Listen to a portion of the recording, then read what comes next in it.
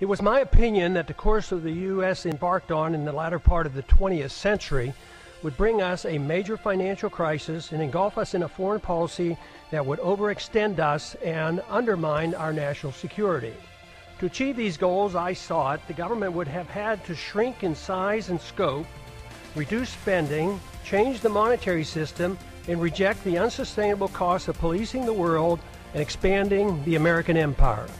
The problems seem to be overwhelming and impossible to solve, yet from my viewpoint, just following the constraints placed on the federal government by the Constitution would have been a good place to start. Just how much did I accomplish? In many ways, according to conventional wisdom, my off and on career in Congress from 1976 to 2012 accomplished very little. No name legislation, no name federal buildings or highways, thank goodness. In spite of my efforts, the government has grown exponentially, taxes remain excessive, and the prolific increase of incomprehensible regulations continues. Wars are constant and pursued without congressional declaration, deficits rise to the sky, poverty is rampant, and dependency on the federal government is now worse than any time in our history. All this with minimal concerns for the deficits and unfunded liabilities that common sense tells us cannot go on much longer. A grand but never mentioned bipartisan agreement allows for the well-kept secret that keeps the spending going. One side doesn't give up 1 penny on military spending, the other side doesn't give up 1 penny on welfare spending, while both sides support the bailouts and the subsidies for the banking and the corporate elite. And the spending continues as the economy weakens and the downward spiral continues. Whether your plan is to bug out or bug in, CampingSurvival.com has all of your preparedness needs, including fish antibiotics, long-term storage food, water filters, bug-out bags, and first aid kits. Use coupon code Prepper Recon for 5% off your entire order at CampingSurvival.com. Our individual first aid kits are now on sale. They're MOLLE-compatible pouches in Coyote, ACU, OD, or Black. They're equipped with an Israeli battle dressing, quick clot, TK4 tourniquet, suture kit, and lots of extras. It's perfect for your car, bug-out bag, or home first aid kit. Go to the PrepperRecon.com homepage and click on the IFAC store tab at the top of the page. They're on sale for $89, and that includes shipping. This kit could save your life. Today's guest is Rick Austin, host of the Secrets of the Survivalist radio show. Rick, thanks for coming on the show. Glad to be here. Thanks for having me. Absolutely. It's our pleasure. Now, can you tell us a little bit about what woke you up to the need to prepare?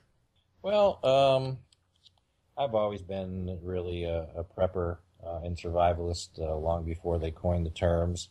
I grew up in New Hampshire where, essentially you could lose power for a week at a time due to snowstorms and ice storms, and you had to learn how to heat with wood, cook with wood, and oftentimes you had to store your food out in the snow because it was too warm in the house when you didn't have power. So, lived through that environment, and I spent a good deal of the latter part of my life in Florida, in the hurricane and lightning capital of the world, where you could lose power for a week at a time as well. But, there you're dealing with 90 plus degrees and 90% humidity, so it's a whole different set of circumstances. And also, if you get the roof ripped off your house, it does make it a little more difficult to survive and thrive too. So, I've got a lot of experience doing that kind of stuff, and I've really kind of been a prepper my entire life, and now that I have moved to a completely sustainable homestead in the Appalachian Mountains, it really is, I'm really kind of living that whole lifestyle. Very cool, very cool. Now, when did you start the Secrets of Survivalist radio show? I started that a little over a year ago after having some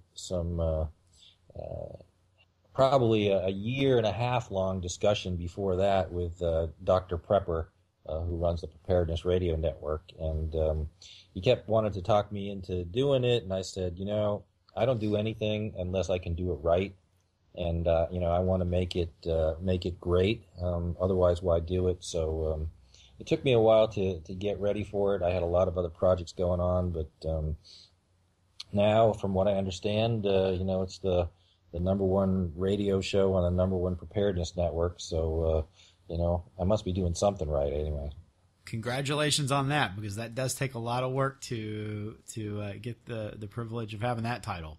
Yeah, I appreciate it. Now, you were on Doomsday Castle. Can you tell us a little bit about that experience? Yeah, I could talk for hours about that experience.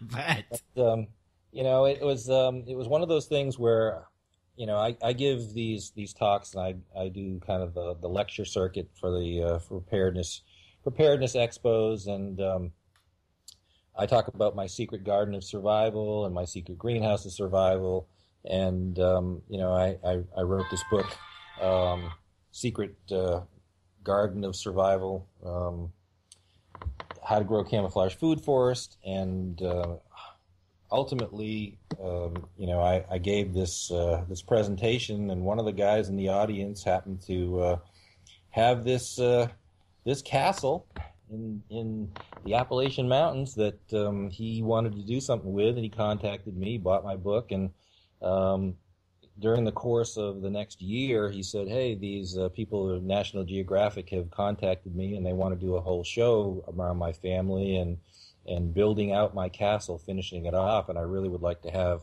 the Secret Garden of Survival as a part of that whole thing." So, we worked with them to help establish the garden, get them the right plants and everything, and they came to my location and saw, the Secret Garden of Survival with their own eyes for real, and it was kind of telling when Michael, one of the sons, came to visit, and we walked out, onto my property, and he said, "Well, where's the garden?" And I said, "Well, you're standing in it." So it really shows that it's a camouflage food forest. You can be right in the middle of it, and you don't even know it's all around you. And then you wrote Secret Garden of Survival, but then you also have another book. Can you tell us about that one as well? Sure. It's called Secret Greenhouse of Survival, How to Build the Ultimate Homestead and Prepper Greenhouse. And it really just kind of comes, for me, I've always been kind of a MacGyver. Grew up in the construction trades early on, and learned how to do a lot of things. I'm now living in my fifth solar sustainable home. There's technology today that's available that wasn't available years ago, like spray-in isonine foam insulation that really gives a complete envelope to my home, and argon-filled triple pane windows that allow a lot of energy in, but don't allow a lot of it out. So, I built this whole sustainable homestead, and one of the things that I wanted to do was have a greenhouse as part of the plan, and I incorporated the greenhouse as an attached greenhouse to my home.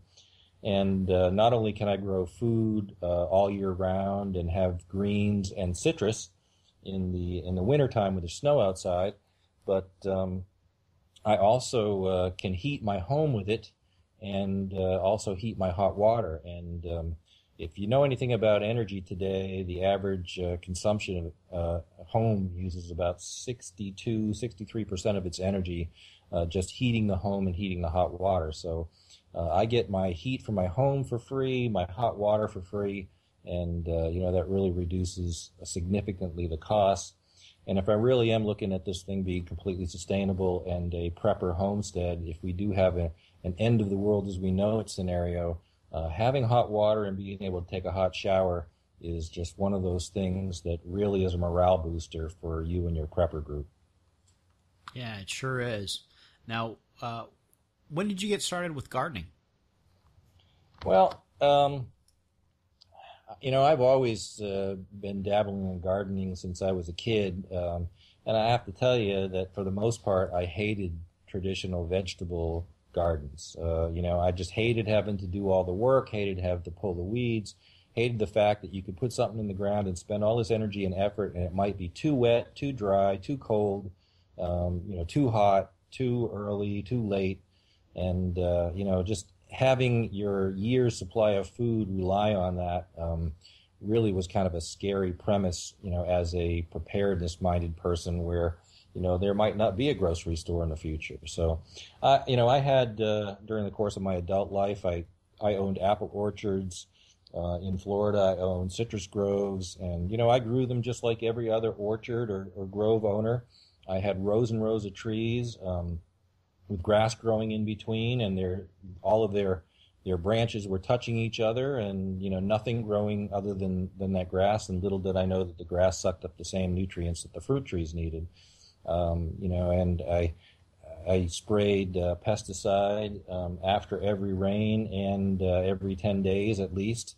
Spent a fortune on that stuff, and I still had scabby, wormy apples just like every other apple farmer, and still had problems with my citrus fruit just like every other citrus guy. So, I really did a lot of soul searching and studying, and read a lot of books and looked at a lot of things and went to a lot of farms, and kind of came upon this whole, quote, permaculture concept, and then did a lot of research into how people lived indigenous cultures for thousands of years, and ultimately discovered that, these people that have lived without all of the modern day conveniences for generations after generations did so without really doing any traditional farming. They essentially were hunter-gatherers. They lived off of small animal proteins like rabbits and birds and fish, and they lived off of perennial fruits and nuts. Basically, whatever they could pick off a tree, and they didn't water, they didn't fertilize, they didn't use pesticide, they didn't plant stuff. And I just kind of slapped myself in the head and said, oh, wait a minute, that's the way nature's been growing things for millions of years. Why am I not doing things that way? And that's sort of how I came upon the secret garden of survival concept. And I used all of those concepts in my garden. And today I have people from the agriculture industry coming to see how I'm doing it, how I'm doing all this and producing all this food on such a small amount of space, without fertilizer and without pesticide and without using traditional commercial gardening and farming techniques. And basically I'm just kind of following the rules of nature, and I just put things in place. The beauty for me is it's almost no work at all. Once I established the garden and it all started growing and things start working together with little symbiotic relationships, ultimately all I do is harvest. So, once the summer starts, the first thing that come in is strawberries, the next thing's blueberries, then blackberries, then peaches, apricots, nectarines, and just really kind of going all the way through to late fall when I've got apples and figs. And literally every single day I bring in, from less than half an acre, I bring in 6 gallons of fruit, which is an amazing amount of food. It's just the real work is in preserving it, dehydrating it, putting it up, and storing it. But I'm glad to have it because, should we ever have a scenario where it's the end of the world as we know it, it's great to be able to have that food, not have to worry about buying storage food or also replenishing it when there's no place to buy it anymore, because basically I'm growing it. And that's pretty much everything that you have in your secret garden there? You said you've got fruit and nut trees and berry bushes and things like that. Can you give us a few more details about your specific survival garden? Yeah. Essentially, it's kind of built on a concept of these mini ecosystems that are, prolific in nature. Let's take a fruit tree, for example, which will grow up and out and ultimately will end up having a canopy of leaves. And under that canopy will be shade, and there'll be certain plants that will grow there and thrive in that shade, and there, certain symbiotic relationships through the process of natural selection that, will all work better together than they do by themselves. So, for example, I plant, garlic or onions around the base of the tree, and mice won't go near that tree and gird it in the wintertime. You plant plantains underneath the tree, and there are natural symbiotic relationships there. You can plant dill underneath it because it likes shade. And, ultimately you've got that kind of mini ecosystem. And then outside of that fruit tree, you've got full sun again. So that's where, your berry bushes like blueberries, blackberries, elderberries, that kind of stuff will grow. And then, they've got their own little canopies, and ultimately outside of them is almost another concentric circle of herbs. So you've got your herb layer, and, that can be your cooking herbs, your medicinal herbs. And the neat thing about having that concentric circle around all of these fruit and berries is that this is almost a defensive barrier because those herbs are flowering all the time. They attract predatory wasps and the good bugs that you want to have in your garden. And unfortunately for the bad bugs, they have to cross through those good bugs, which would normally prey on them, in order to get at your fruit. So you've ultimately created a situation where there's no need for pesticide. And I have other plants that provide symbiotic nourishment for the rest of them in the little ecosystem as well. For example, you plant comfrey underneath a tree, and that has a 30-foot taproot. Now, comfrey is a great medicinal plant both internally and externally. You can use it as a compress on a wound if you get shot or a knife wound or something like that. It'll stop the bleeding. But it also reaches down 30 feet underground and pulls up nutrients that the other plants can't reach. So, you've got that going on. You've got other nitrogen fixers that actually take nitrogen out of the air and put it back into the soil. Those are things like buckwheat. Your typical peas and beans are legumes that do that as well. Peanuts do. Clover does. So ultimately, you've got this little mini ecosystem that all grows better together than it does by itself. And interestingly enough, one of the layers is actually a vine layer. And vines, like grapes, for example, naturally grow on trees. There are no trellises in nature, so they grow up on trees. And there's a symbiotic relationship there that they actually both do better together than they do by themselves. And I have grapes planted on trees that grow up trees, like my apple trees, for example. And I've also got grapes that I planted on trellises because when I set up this garden, it was really kind of an experiment, and I wanted to try a bunch of different things. And interestingly enough, the grapes that I have growing on my fruit trees outproduce the grapes that are on trellises by 7-1. So I get 7 times more fruit on my fruit trees. 7 times more grapes on my fruit trees than I do the ones that are planted on traditional trellises. And you just have to understand that the only reason that man plants grapes in straight rows on trellises is it's just easier for him to walk down the aisle and harvest them. But that's not the way nature grows things. And when you let nature do what it wants to do, it's amazing, but, surprise, surprise, it works. That's fantastic. So there's not a whole lot of work involved after you do the initial investment of planning, and I guess there's a lot of planning involved because you got to think about where each layer is going to be, where your tree layer and your berry bushes and your herbs, and once you get that all plotted out and you get everything planted, then it's sort of self-sustaining. So you're not out there weeding and you're not out there hoeing and putting fertilizer and pesticides or none of that, huh? You're absolutely right about that. And people, just to avoid people feeling like they're going to get overwhelmed, both financially and from a work standpoint, I didn't start everything all at once. I started one little ecosystem at a time, and eventually kind of went down and put more in place. So you can start one fruit tree and its surrounding berry bushes and surrounding herbs at a time. But you're right, it's absolutely no work once you get that established.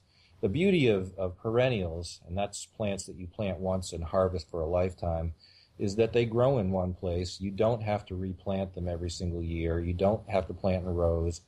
And you do not have to weed, which, I have a lot of people applaud because of that, because people hate pulling weeds. You have to understand that weeds are actually good plants for your garden.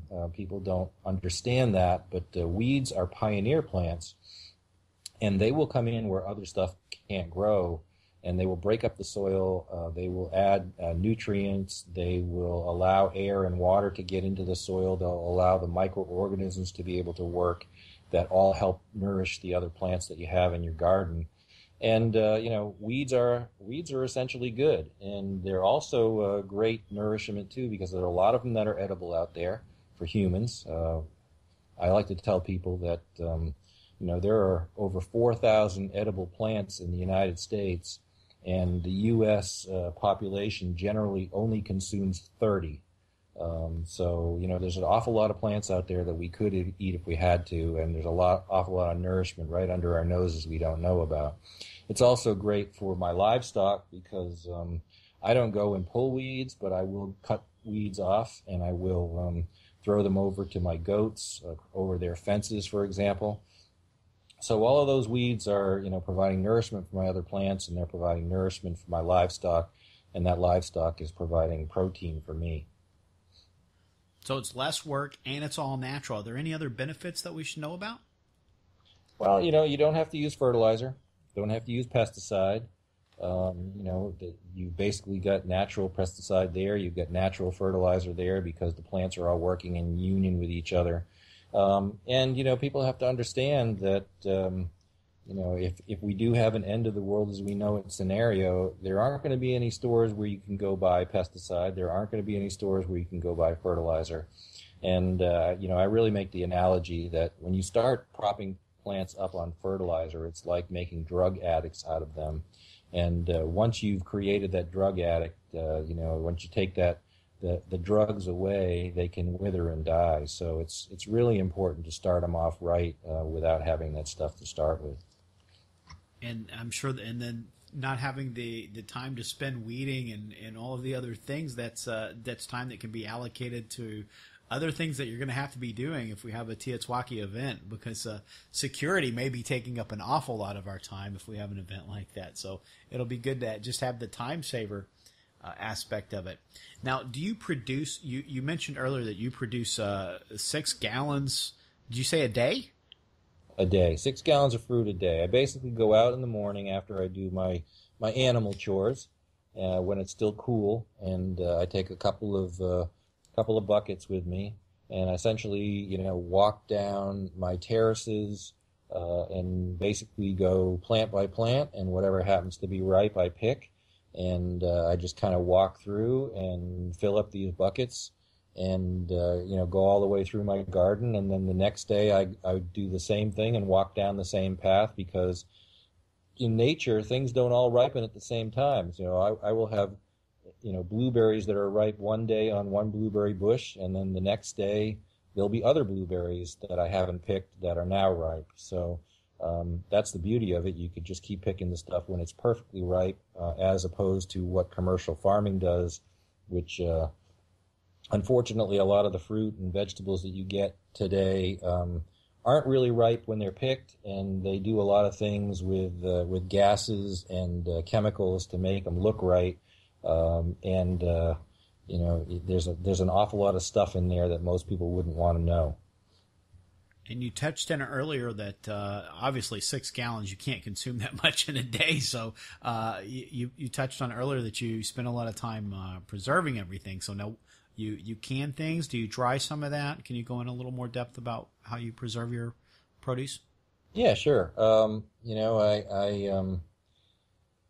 Well, it's kind of funny, when the season first starts, we're doing everything we can to, preserve things in the traditional preservation sense. And fruits, for the most part, you're going to make preserves or marmalades or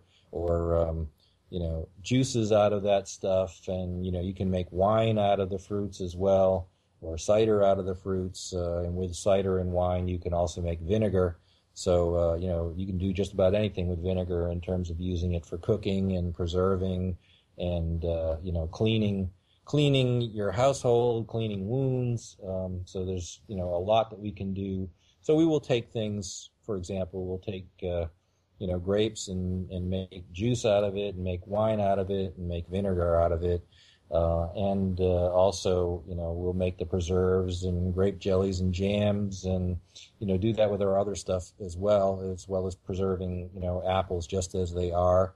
But we end up, dehydrating a lot of it too. I particularly like dehydration because it really is a great way to store food. It takes up so much less space and it's so much less weight. I worry about people that have one method of preservation and it's all canning because, first of all, glass is heavy, it's expensive, and if they ever had an earthquake and they have all that stuff up on their shelves, they could lose their entire food stores, with one quake. So, we diversify our risk, so to speak, in terms of how we preserve things. We preserve it in different places, store things in different places and in different ways. And I have to say one of my favorites, dehydration, because it takes up so much less space and so much less weight. And I do this demonstration where I show, basically a 5-pound frozen bag of frozen corn that you can buy in the grocery store, and we dehydrated it with our dehydrator, and in less than I think 12 hours or something like that, all of that 5-pound bag of corn could fit in a sandwich bag. So, you can carry that stuff with you if you ever had to bug out, and you would have a tremendous amount of food with very little weight and very little volume.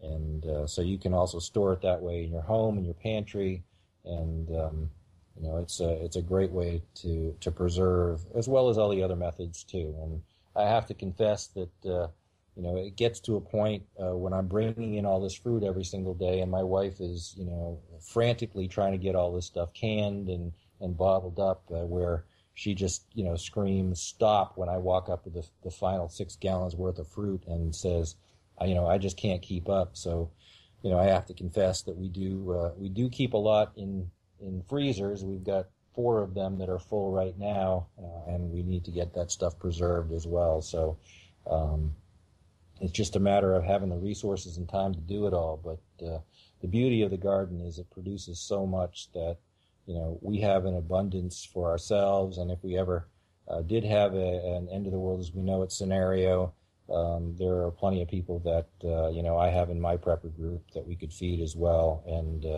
join forces to look out and watch each other's back. Very cool. And then one of the topics in one of your books is the Keyhole Garden. Can you tell us a little bit about what that is? Yeah, that's kind of an unusual sort of permaculture concept. If you can imagine an old skeleton key and the keyhole that's in it, it's kind of got a round top and sort of a flat, skinny little rectangular area. And people that do traditional vegetable gardens do rows and rows and rows, which the rows actually take up a tremendous amount of space. Now, the beauty of this is it allows you to plant your annual vegetables and your herbs together, which again create a symbiotic relationship and help each and protect you from bad bugs by attracting those predatory wasps and the good bugs. But ultimately, you are interplanting a number of different types of, your traditional garden vegetables with these herbs and with some fruit, and ultimately you just kind of use that little keyhole as the path. So you walk down that path, and at the end, you're kind of encircled with these herbs and vegetables, and it just makes it easier for you to pick because all of them are within reach. But it's so much better than planting in rows. First of all, because it is also pretty much camouflaged to the eye, because you're not having a bunch of different rows with fruit and vegetables in it. But it's also working in those symbiotic relationships that go throughout the rest of my perennial garden. Well, that's very cool. Now, can you tell the folks quickly about your radio show? When and where they can find it? Yep. They can find it at it's on the Preparedness Radio Network, but you can find Secrets of a Survivalist radio show. You can actually find the links to that, as well as all of my social media, including YouTube, Google Plus, LinkedIn, Facebook, everything else. On my website, which is secretgardenofsurvival.com. So you can find out about that. My radio show is great. I have a lot of great guests out there, and some of the really great top experts in their fields in preparedness.